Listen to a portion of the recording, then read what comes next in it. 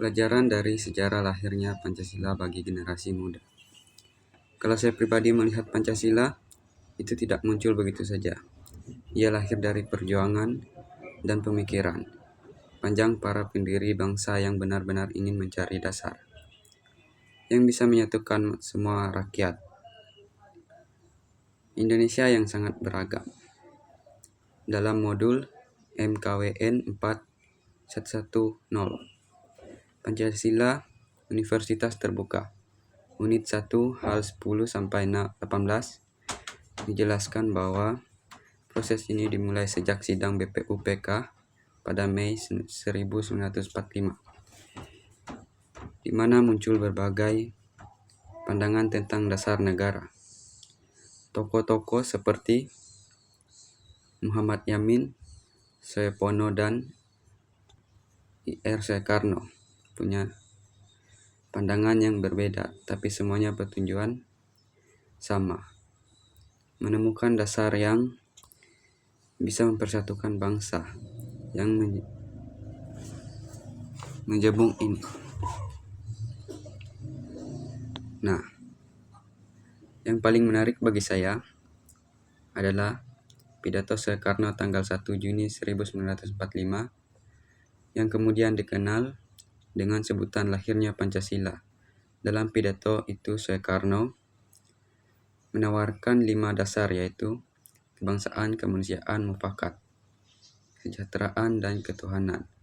Dari situlah kemudian dirumuskan Piagam Jakarta pada 22 Juni 1945 dan akhirnya disahkan secara resmi oleh pihak PPKI tanggal 18 Agustus 1945. Menjadi dasar negara kita, Pancasila. Kalau dipikir-pikir, proses itu luar biasa. Tidak semua bangsa punya sejarah lahirnya dasar negara yang begitu demokratik dan penuh kompromi seperti kita. Bayangkan saja para pendiri bangsa bisa berdebat keras tapi tetap memilih jalan musyawarah demi persatuan. Menurut saya, di situ terlihat jelas nilai-nilai Pancasila yang sesungguhnya. Persatuan, musyawarah, toleransi, dan semangat kebersamaan. Dari peristiwa lahirnya Pancasila itu, saya belajar bahwa perbedaan bukan halangan untuk bersatu. Asalkan kita punya tujuan bersama, para tokoh pendiri bangsa rela menurunkan ego dan mengutamakan kepentingan bangsa di atas kepentingan pribadi atau golongan. Misalnya ketika sila pertama dalam Piagam Jakarta yang awalnya berbunyi ketuhanan dengan kewajiban menjalankan syarat Islam bagi pemeluknya, diubah menjadi ketuhanan yang Maha Esa itu, menunjukkan betapa besar toleransi dan jiwa kebangsaan mereka. Mereka sadar Indonesia itu bukan hanya milik satu golongan saja, tapi milik semua. Kalau dikaitkan dengan kehidupan generasi muda sekarang, menurut saya semangat itu sangat relevan. Di zaman digital seperti sekarang, seringkali kita gampang banget terpecah karena sepele, entah karena beda pendapat di media sosial, beda agama, suku, atau pandangan politik. Padahal kalau kita meneladani semangat para pendiri bangsa dulu, mestinya kita bisa lebih bijak dalam bersikap dan lebih menghargai perbedaan.